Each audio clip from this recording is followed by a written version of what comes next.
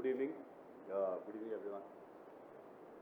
Just wanted to take a glimpse of wealth. As you heard Sashi say in the morning, wealth, private banking is one of our 10 pillars of growth identified by Sashi. So is digital. The entire digital channel is the other. So these are the two pillars of growth identified by Sashi, and we'll cover between me and Ravi. We'll cover the two. How are we executing these two principles, the two pillars of growth per se.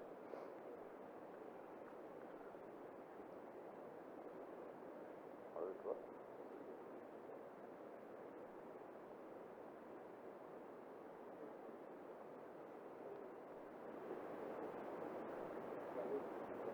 No, thank you.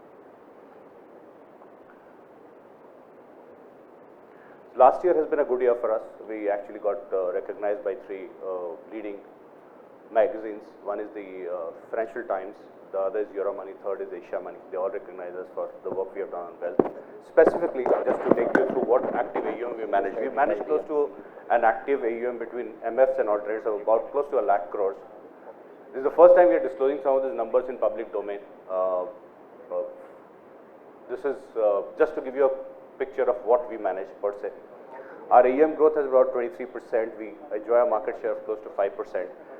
The average yield on our AUM is about 62 basis points. On the wealth side, which is far more actively managed, we have a 69,000 crore AUM. The net inflows last year were close to 10,000 crores. We managed close to 1 lakh plus customers with a 50% ARR. We'll take you through the details as we go along. In terms of the growth in AUM, in the last 3 years, we have seen our AUM grow from 63,000 crores to 93,000 crores. This is especially the mutual fund AUM. The 6,000 crores is our alternate AUM. On the net flows, we've seen a remarkable growth. We've nearly doubled our net sales every year in the last 2 years. The wealth customers have grown from 73,000 to about 1,10,000. Wealth households are about from 23,000 to about 41,000. This will keep growing. Our stated objective is to cover every potential wealth customer. Every potential client of the bank should be a wealth customer. That is a stated objective, and we will do that. We are just taking you and giving you some perspective. There's a lot of discussion that happens in most of forums about ultra HNW vis-a-vis the HNW affluent and mass affluent, and why our focus continues to be HNW affluent and mass affluent.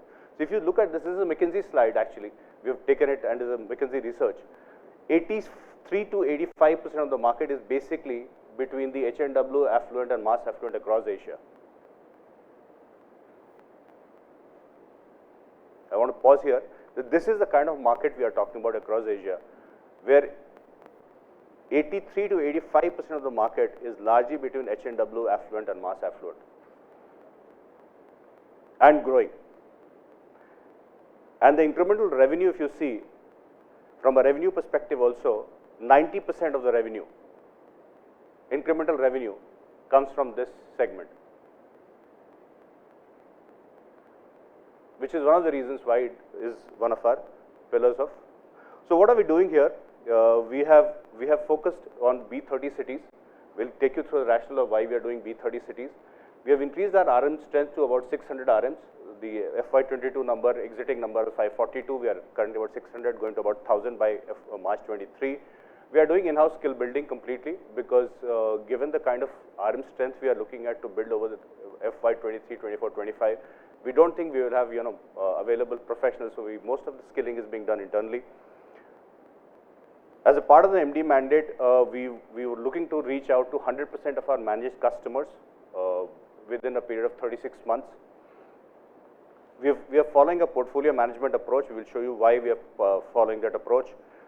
We have done a potential analysis of our customer base, and basically both through the AIML route, we are getting to a potential, then getting to penetration in that potential. We are looking at, we are also doing quarterly portfolio review and rebalancing for our managed clients.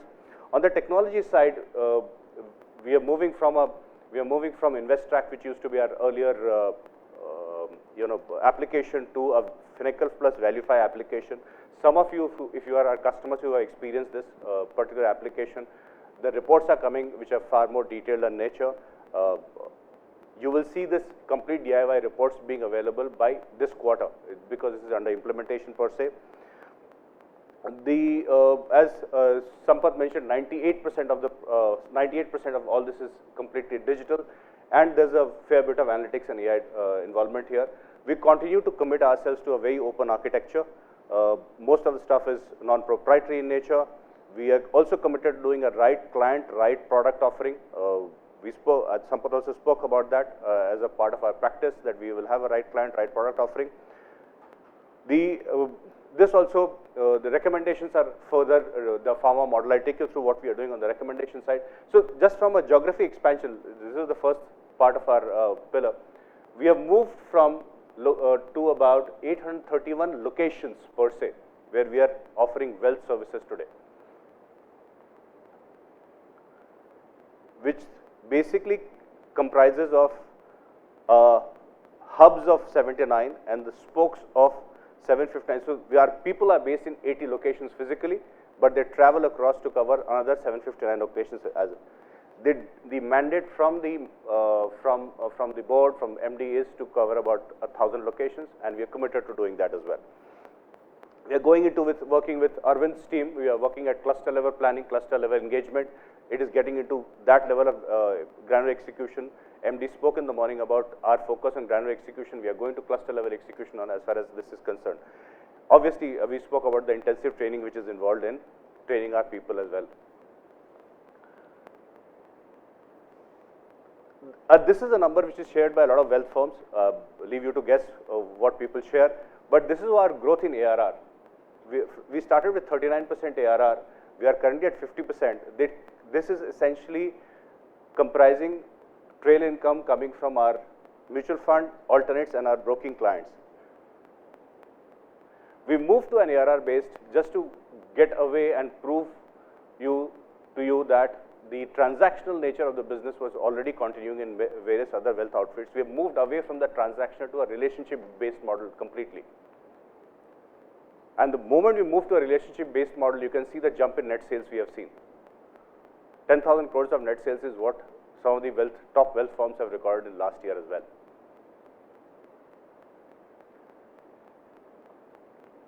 Now coming to what we are doing on the digital side, we will give you some data points here. 16% is what our current AUM to GDP ratio is, 63% the global average. These are some data points.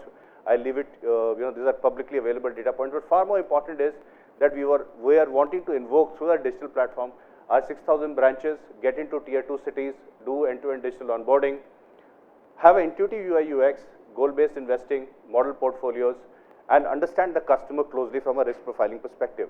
How will our wealth app look like? Anjali would have mentioned this to you in his presentation on what we are doing. Essentially, it is a 5-step journey. We are engaging to acquire. On a pre-login space here, the app is going to be available next quarter. On a pre-login stage here, there's no disclosure of any information required by the customer at all. So whatever suggestions on wealth is concerned is completely available pro bono till you actually desire to transact. Literally the entire thing. So we are not going to call a customer and say, why don't you log in, give your phone number, then log in, and then I'm going to chase you. We are not going to do that at all. We have taken that call that we are not going to do that. We are making this information completely available, and our intention is that if our product proposition is very good, customers will come to us. We can see that in the physical world. Why shouldn't it happen in the virtual world as well? Digital world as well. We can see most of our customers, we currently manage about 41,000 families. We can see that customers coming back and buying more from us. So I'm sure this is going to happen in the digital channel as well. This is complete digital onboarding, which involves risk profiling, goal-based investing, and a customer-centric experience. Some of the images which are shared here is exactly how the wealth app will look like. We are in the testing phase at this point of time, and hopefully you will see this come from us in Q2. On terms of our, we spoke about the right client, right product approach. Sampath mentioned about the pharma model. We have taken one more step. We have actually gone ahead, and for all our third-party products, we have developed a model framework which we are getting audited by a third party completely, an auditor. saying that whatever is our model process of selection, is it right for the customer or not?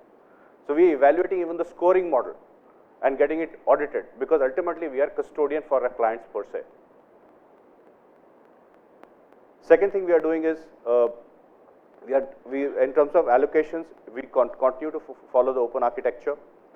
The service first approach, I think MD spoke about that in the morning. We're moving to a service first approach. Each client has also a service RM.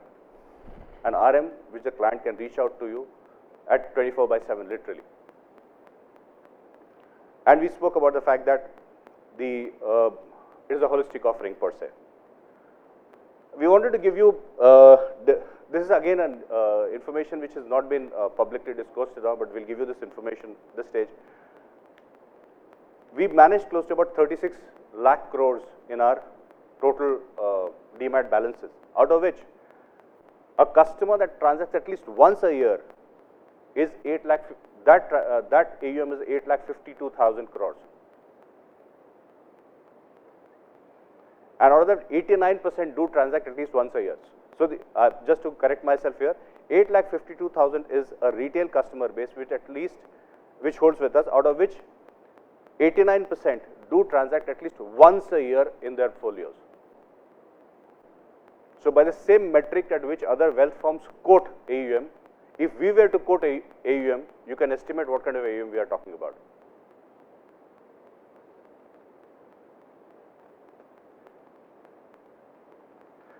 These are distributor trends. A lot of discussion happens on direct versus distributor model. Our B30 focus continues to be here, because you can see the wealth continues to be in the distributor nature. The distributor penetration in B30 is still strong, which is why we are focused on the B30 locations per se, and the AUM continues to grow. As you know, the AUM currently in the non-advisory, non-direct model is about 21 odd lakh crores, out of which 78% continues to be investor in your distributor AUM as such. That's it. Thank you. I hand it over to Ravi to take it.